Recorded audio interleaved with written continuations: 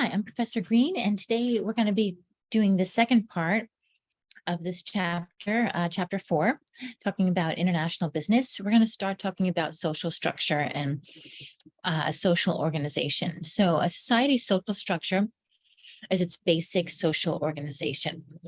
And there are two dimensions to consider when we talk about social structure.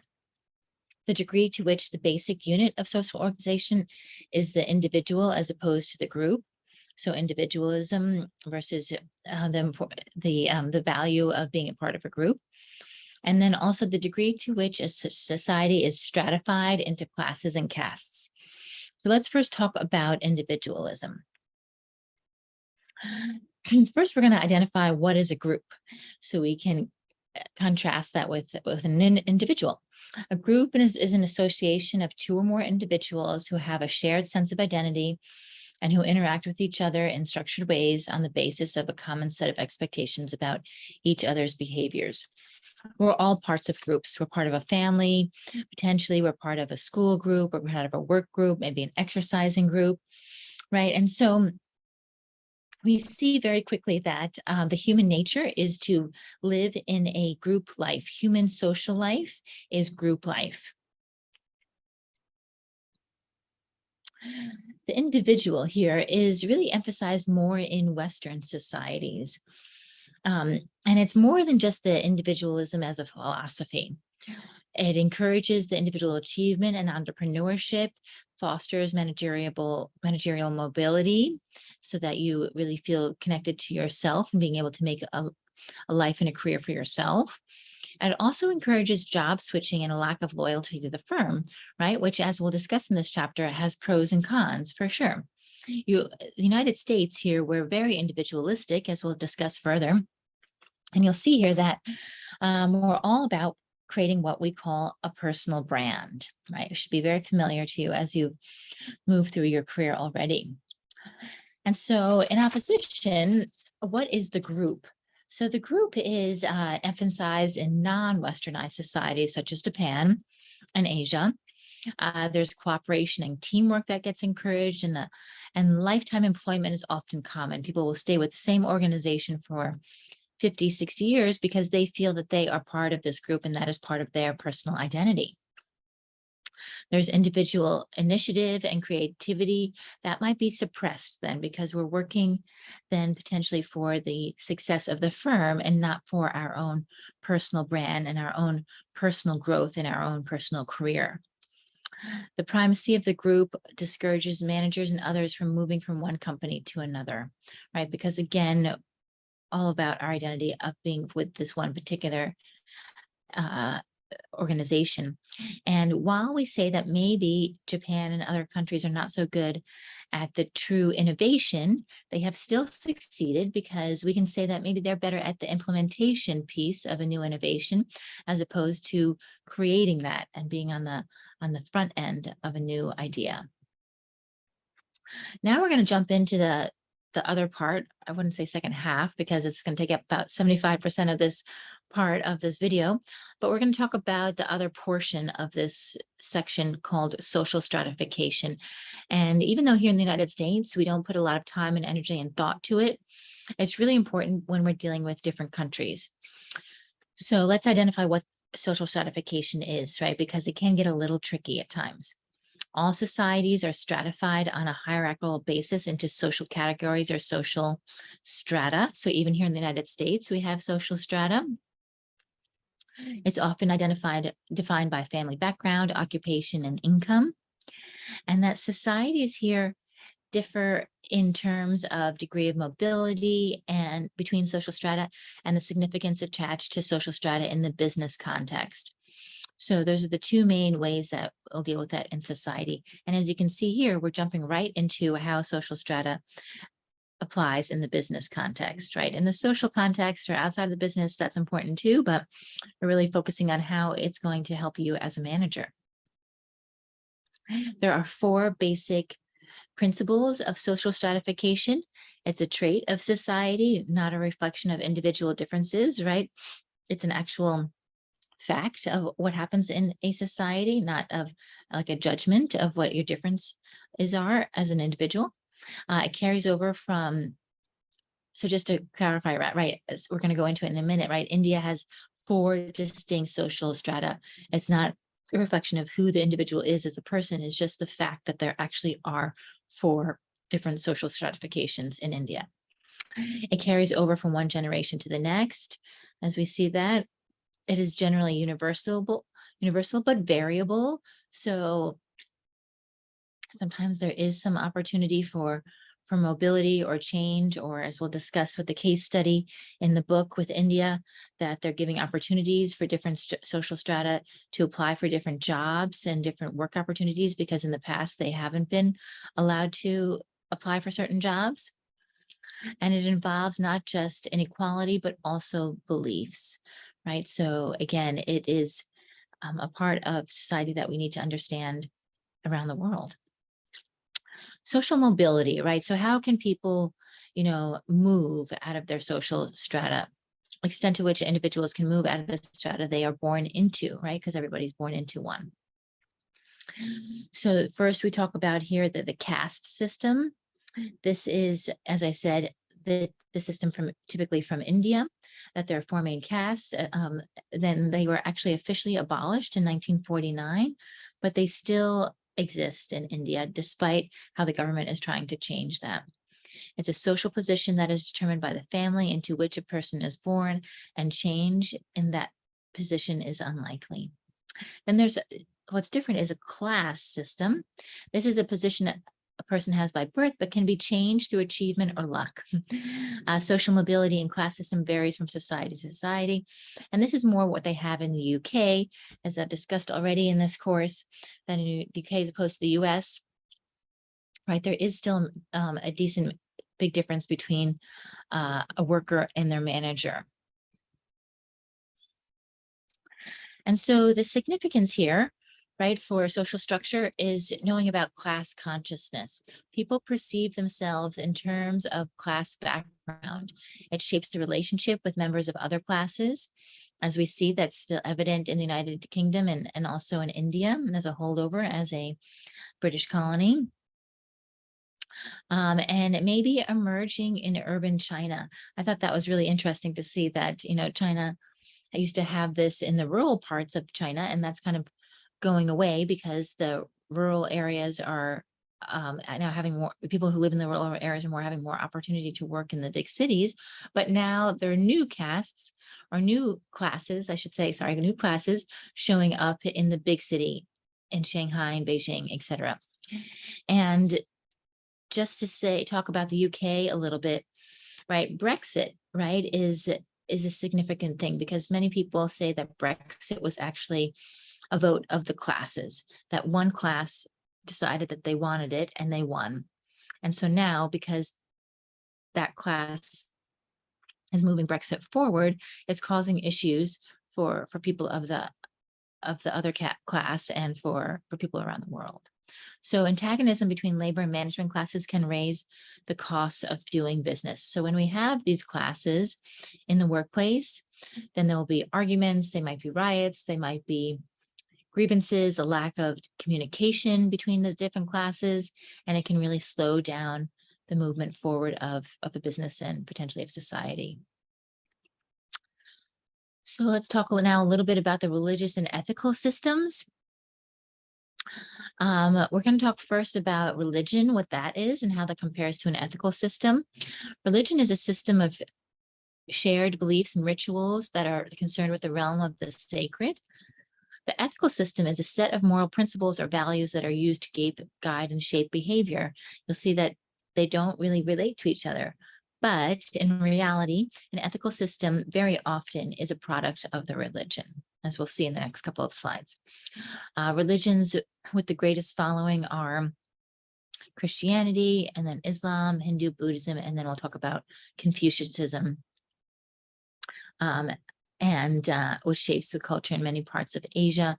Note that Confucianism is actually not a religion, technically, but an ethical framework that they use in Asia. So just a little bit different. We'll talk about all of them. Here's a map with the world religions. I thought it was super interesting to see that here in the Northeast into Canada is is Roman Catholic, where I grew up. I thought that maybe almost everybody was Roman Catholic for a short time. But then I started to travel to Europe, and you'll see that here in Switzerland, if you can see it, is actually mostly Protestant. And so it's really interesting to see that if you're surrounded in a geographic area for a long time, especially as a child, you can think that maybe the whole world works that way, but it doesn't. And that's really what this course is designed to teach you, is that there's a big world out there with lots of different ethics and religions and the way different people approach business. First, we'll talk about Christianity. This is the most widely practiced religion. There is a famous theorist, Max Weber, who in 1904 came up with these ideas about all the different types of religion. He suggested that the Protestant work ethic was the driving force of capitalism. And there have been a lot of people that have criticized that idea, but I think it's important to discuss here, just to kind of understand a little bit more about the American culture and entrepreneurship, and think about this. There's a focus on hard work, wealth creation, and frugality. As an entrepreneur, you need to be a little bit frugal as well. But Protestantism gave individuals more freedom to develop their own relationship with God, which may have paved the way to economic freedom. And some scholars claim that the connection between Protestantism is inside an individual and entrepreneurship activity in a nation, and that in the United States, as you saw in the previous slide, right? Yes, there are Roman Catholics here, but a good portion of the world is Protestant here, this green area. And then in California here, it's a mixed sect, as they call it. So he was saying that the Protestants, for a handful of different reasons, really were able to move forward and have these nice traits of hard work, wealth creation, and frugality, which was a nice trifecta for being a successful entrepreneur. One of his ideas was because Protestants had to break away from the Catholic Church. They were already kind of trained in this idea of being these rebels and having to think for themselves a little bit. And another idea, Weber also said that Catholicism has a promise of salvation in the next world, and that this somehow did not foster the same hard work ethic that the Protestants did. And as the book says, maybe not pay too much attention to that, but I did think that was super interesting that he thought of that at that time in the early 1900s. The next biggest religion is Islam. Adherents of Islam, right, are referred to as Muslims, as I think you all know. There's one true omnipotent God, Allah. Those who forego worldly ambitions to seek the favor of Allah may gain the greater treasure in entry into paradise. They have some other key traits, like they don't eat any pork, they don't drink any alcohol. We have 2 more slides on Islam. We're going to talk about now Islamic fundamentalism. So what are the basic ideas for Islam? There's growth in the past 3 decades as response to social pressure created by modernization, right? That the world is getting so modern and so quick. So people have really kind of tried to retreat in many ways back to what they feel are their true values. A lot of these things show up with ISIS. In Western media, Islamic fundamentalism is associated with militants, terrorists, and violent upheavals. And the fundamentalists have gained political power in many Muslim countries and tried to make Islamic law the law of the land. And Islamic doctrine makes no distinction between church and state, right? So they say that if you are, like in Afghanistan, if you're a member of our country, you must follow the rules of Islam. While we do talk a lot about here on this slide, or think a lot about ISIS and Afghanistan and maybe even Iran, we also need to think about countries that are shying away from these extreme ideas. Turkey, for example, is a very large Muslim nation, but they're drifting away from religion overall. The young people are not necessarily practicing anymore.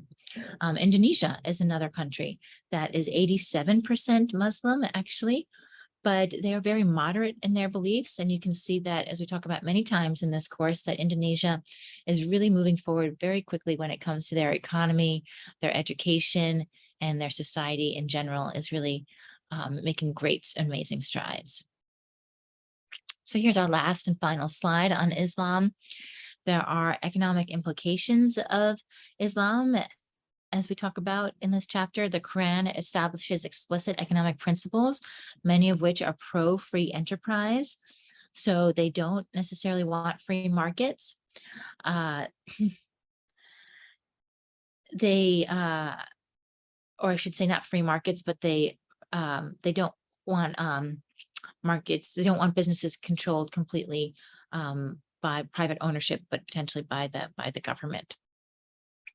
Under Islam, people do not own property, but only act as trustees for God, and thus must take care of what they are entrusted with.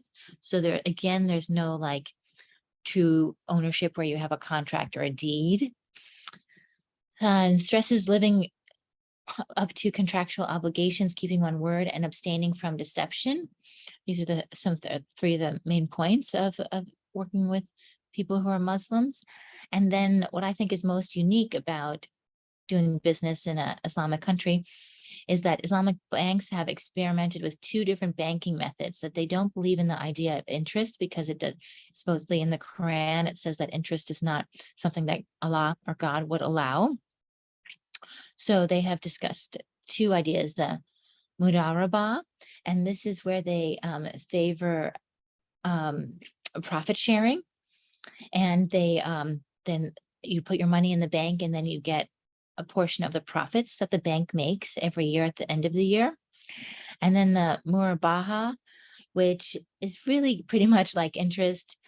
What happens is if you want to buy a piece of property, the bank comes in, buys the property for you, and then lets you pay the bank back with a larger amount. So if you buy the property for $1,000, the bank will sell it back to you for $1,100.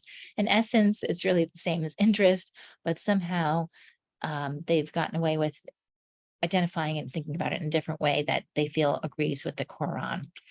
At the same time, while Islam has a lot of things that might hinder it, many of the countries do favor, or I should say the religion favors market-based systems, and thus they are very open to international business in many places, right? Saudi Arabia, Dubai, etc., that they have a lot of American investment there. Hinduism is the next one. This is the world's oldest major religion. This exists mostly in the country of India. There's a moral force in society, requires acceptance of certain responsibilities called your dharma, like what you're going to live out in your life. They also believe in reincarnation and karma, and that you come back in a different way, and that in your future life that you will, quote, pay for what you did in this life, or you will reap the benefits of things that you did well in this life.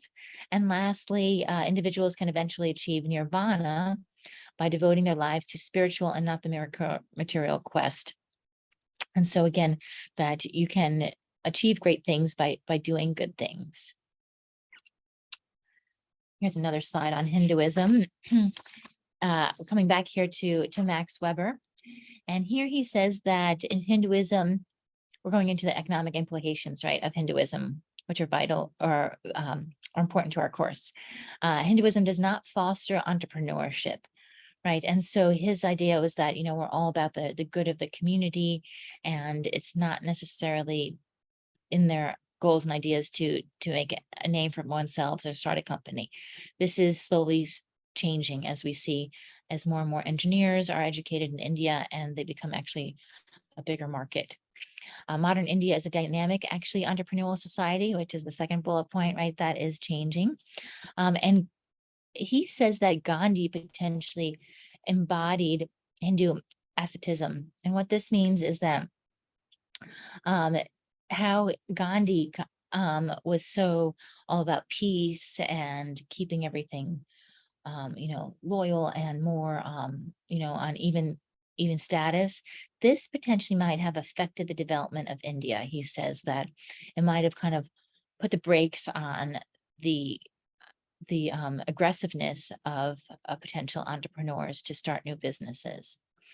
Historically, Hinduism also supported India's caste system, which still influences Indian life, right? And so, as I said, in 1949, the caste systems became illegal, but they do, unfortunately, or fortunately for some, maybe some people, but mostly unfortunately they do exist in society. And that's probably because most people do still follow Hinduism. Let's move on to Buddhism. This is talking about suffering originates in people's desire for pleasure. So if you're feeling jealous or bad, or it's all because you're desiring something that you don't necessarily need.